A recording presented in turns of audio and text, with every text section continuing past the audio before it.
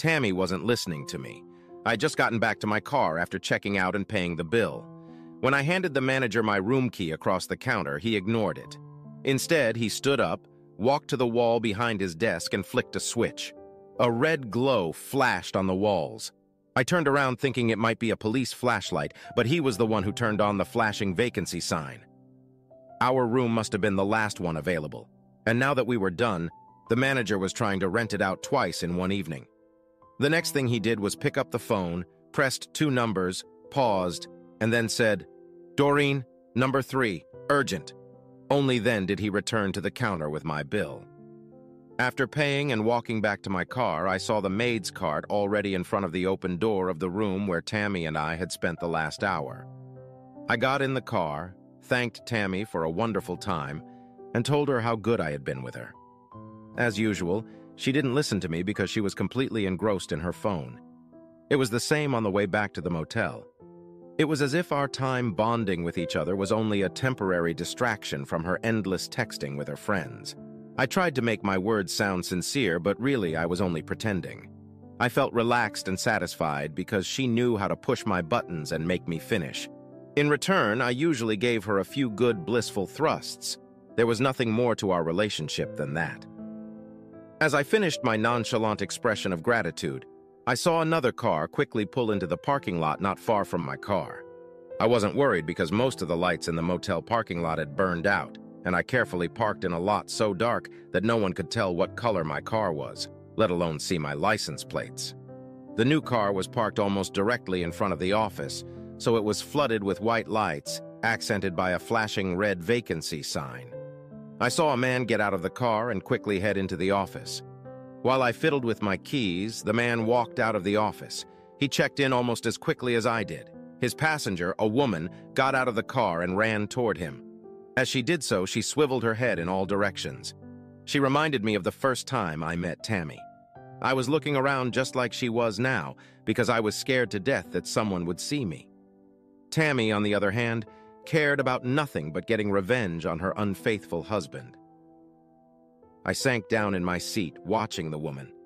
I knew I was in the dark and she couldn't see me, but there was no point in taking any chances. The woman stepped into the streak of white light. The vacancy sign flashed bright red, and her worried face was clearly illuminated. My heart stopped. It was Helen. 2 seconds later, they were at the room door. The maid had already left. My wife entered the room and the door closed behind them. My first impulse was to jump out of the car, break down the door, beat the man half to death, and drag Helen by the hair to my car. But I pulled myself together and took a deep breath. I looked at Tammy to see if she'd seen anything. She was completely engrossed in her phone. When I calmed down, I got scared. My throat constricted. I felt like someone was choking me to death. These were my physical and mental reactions to the realization that I could stop Helen before she cheated. But if I did, it would destroy our marriage. I started the car because I didn't trust myself. If I stayed there, I could do something I would regret for the rest of my life. I quickly drove to the mall where Tammy had left her car. As usual, I parked a few rows behind. She sensed the car wasn't moving, looked up, saw where we were, and opened the door. Bye, bye, bye. A second later, she disappeared from my sight. I looked around the parking lot and saw no one. I screamed, and then I couldn't take it anymore and burst into tears. I pounded the steering wheel so hard that my hand hurt. I wanted to bang myself on the head too, hard enough to chase away the thoughts that were running wild in my brain. I don't know how long it was before I calmed down. I didn't look at my watch, but I knew I had one less question to ask now. The maid didn't have time to change the bedding, so she probably just draped over the top. By this time, Helen was already drenched in the dried sweat that Tammy and I had left there. I choked on the thought. I forced myself to put that image out of my mind and think about what would happen. What were my options? I could go home immediately, pay Mrs. Reynolds, and send her home. I could have a couple drinks before Helen gets home. When she sees my car in the garage, she'll have time to rehearse her story before she comes in. I know roughly how it's going to go. She needed to buy something at the mall. I wondered if it was the same mall where I had parked. Should I drive around, find her car, and wait for her? Helen is a careful planner like me. She's probably bought what she needs in advance and keeps it in her trunk. The purchases are in her trunk in a shopping bag.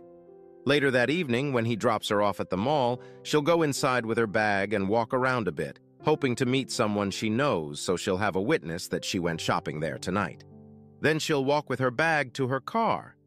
That's what I'd see if I happened to find her car and caught her by surprise. She'd be surprised to see me when she got home because I told her I had to work late and wouldn't come over until she was asleep. I wondered if she called me at the office to check on me before she left home.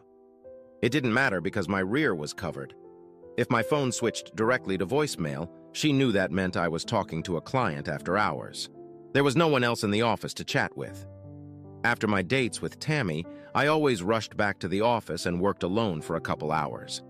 I would wait for a call from Helen that she was going to bed and then leave after a while and drive straight home. No need to go back to the office tonight. I don't think Helen will call me from the motel. What should I tell her when she gets home? Should I try to confuse her? I could start by asking her what she bought.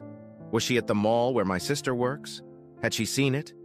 She certainly wouldn't look haggard and sweaty. She'd shower and look fresh as a daisy for Mrs. Reynolds' sake. Suppose I were to look into her eyes. What would I see? As soon as I thought of that scene, I realized it would never happen. I never asked her about shopping. Maybe I could get away with a one-time question, but after that, Helen's antennae would go up. I shuddered as I imagined how things would play out.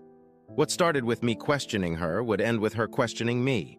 She wouldn't rest until she knew what was on my mind. I would try to keep quiet, but it would end the same way it always did. She'd find a way to make me tell her everything. She would confess and explain to me her reasons for deceiving me. She would probably admit that they weren't good enough. The only reason good enough would have been revenge, but that wasn't it. If she knew I was at the motel and intended to get back at me, she would have walked up to my car holding a man's hand and spit out my window before entering the room. She would also turn around at the door and give me the middle finger before entering. If I started breaking down the door, she would call the police and let me spend the night in jail. No, she had no idea I was there. She was there for herself. Why? Wasn't I enough for her? She never seemed unsatisfied in bed. If she wanted something special, she always told me. It was rare. Helen was usually optimistic and positive. She always had a smile on her face. I tried to remember if there was any indication that she was dissatisfied with me. Suddenly, it hit me. About a month ago, she asked me if I was getting bored with her. I immediately and forcefully told her how crazy that sounded. She was and always will be the most exciting thing in my life. Now it was like being struck by lightning where that question came from. It wasn't resentment, it was disappointment. How many times had she been left disappointed? I remembered a couple, but there were probably many more. She was in a great mood, but I was tired. She never criticized me, but she was disappointed. She once remarked that I used to demand so much love that it made her tired at times. But now she seemed to want it more than I did. I told her that wasn't true. Hadn't I proven how much I desired her every time we made love? But she sensed something was wrong. I was working hard, playing with the kids, doing things around the house like I always did. But now I had an extraneous concern. Tammy. I'd never thought about it before, but I was having as much sex as I always had, maybe even more. The difference was that now there were two women providing it, so one of them was getting rejected, getting frustrated, and doubting herself. Helen is as beautiful and sexy as any woman 10 to 15 years younger. I was sure she was occasionally molested in the office. Since I no longer courted her the way I used to, she probably had second thoughts about her attractiveness as a woman. This made her vulnerable to the attentions of someone who took advantage of her weakened defenses. Once she decided to give in to him, I'm sure she made preparations. She thought through shopping at the mall or came up with another scheme that was even more foolproof. She knew that Mrs. Reynolds only babysat for a few families and was available on short notice on most weekdays. Just as Tammy had done, she'd probably researched all the outlying cheap motels so she and her man could drive from one to the next until they found an available spot. Once she finished making the arrangements, all Helen had to do was wait for the next time I called her and told her I had to work late. That was this evening. After she finished talking to me, she called her suitor and then Mrs. Reynolds. She was sure she'd be home long before me, but even if I happened to come home, she must have had a plan to envision it. She never envisioned me leaving the motel at the same time they were checking in. How was she to know that her treacherous husband had decided that no one would be hurt if he helped Tammy get revenge on her husband and then proceeded to fuck Tammy for no reason other than she was different and a little different from Helen? She certainly wasn't prettier or a better lover. I liked Tammy, but I had no special feelings for her. There was no reason for my affair. Why was I only seeing this now? If I ran into Helen when I got home, she'd cry and I'd cry. She would confess everything, and I would confess everything. We'd forgive each other and promise never to cheat again. And from then on, we would live unhappily, at least until the kids went off to college. That would be awful for Helen. But I wasn't thinking about her right now. I was selfishly thinking only of myself. I would be destroyed. Why? After all, she had cheated and I had cheated. We were even. The scales were balanced. Not quite. I'd get a double whammy. I'd always be haunted by the image of Helen furtively glancing around the parking lot as she ran to the door to get into the same bed Tammy and I had been in moments before. But there would be something a million times worse. Her eyes. The admiration and adoration that had always come from them would be gone. Her love for me was so strong that sometimes I could feel it radiating warmth. It made me glad that I was alive and that I was her man. I gave thanks every Sunday for being blessed to be with her. Once she knew what I had done, Helen's eyes would no longer see me as special and different, the best husband, father, and lover in the world, as she liked to remind me.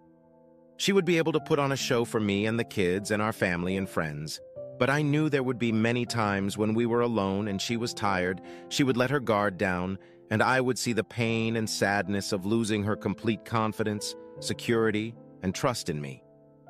That's why I would have to divorce her as soon as the kids are gone. Alone, I wouldn't be able to look into those eyes every day. She idolized me, and I took it for granted. I took her for granted. Every time her eyes would show me what I had messed up, it would be like a stab in the heart.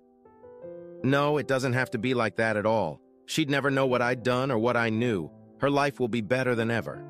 No matter how much money I had to leave on the table, I would be home for dinner every night from now on. I didn't take many business trips, but that's all behind me now. We don't need the money that much. I'm going to stick to her like glue so she won't even think about leaving me again. She's going to get more sex from me. I won't stop until she tells me she's in too much pain to continue. I'll count how many times a month I've made her finish, and I'll try to break the record as often as I can. We'll do things together that we've never done before. One night, we're going to sit down and write wish lists and work on them together. It will shine through. For a moment, I wondered if Helen would ever regret her infidelity, enjoying her charmed life with a husband she considers faithful and our wonderful children. Probably not if she's like me. When I was with Tammy, I never thought about Helen. I knew she would never know, and what she didn't know wouldn't hurt her. Helen will probably feel the same way. I am her happy, faithful husband, and she is my devoted wife. Since it only happened once, it meant nothing. If she has any guilt, she'll let it go, making it up to me in weeks or months. Eventually, it would all fade from her mind, and she could forget it ever happened at all. But I don't. I already know that no matter how hard I try to put it out of my mind, I'll never forget the night she walked into the room after me.